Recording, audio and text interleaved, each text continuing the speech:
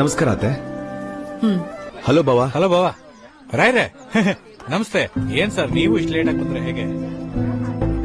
ಅತ್ತೆ ಇನ್ನೊಂದ್ ದೊಡ್ಡ ಪೀಸ್ ಹಾಕ್ತೀರಾ? ನಿನ್ ಮುಖಕ್ಕೆ ಇದು ಸಾಕು ಬಿಡು. ನನ್ ಮಾತ್ ಕೇಳು, ಮಗುನ ಕರ್ಕೊಂಡ್ ಬಂದ್ಬಿಡು.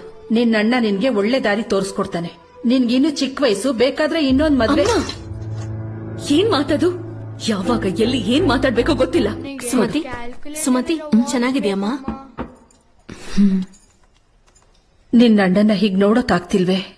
ರಿಯಲ್ ಎಸ್ಟೇಟ್ ಅಲ್ಲಿ ತುಂಬಾ ನಷ್ಟ ಆಗಿದೆ. ಹೇಗಿದ್ದವ್ ನೀವ್ನು? ನೀವೇನಾದ್ರೂ ಸಹಾಯ ಮಾಡಿ. ವ್ಯಾಪಾರದಲ್ಲಿ ನಷ್ಟ ಆಗಿ ಇವಾಗ ನಿನ್ ಗಂಡನ್ ಮುಂದೆ ಹೀಗೆ 20 ಲಕ್ಷ ಬೇಕು ಬಾವಾ, ಪ್ಲೀಸ್ ಸ್ವಲ್ಪ ಸಹಾಯ ಮಾಡು ಅಂತ ಹೇಳೆ.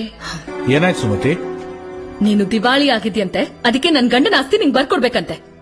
ನಾವ್ ಕಷ್ಟದಲ್ಲಿರುವಾಗ ಕರೆದು ಸಹಾಯ ಮಾಡಿದ್ಯೇನೋ ಯಾವತ್ತಾದ್ರೂ?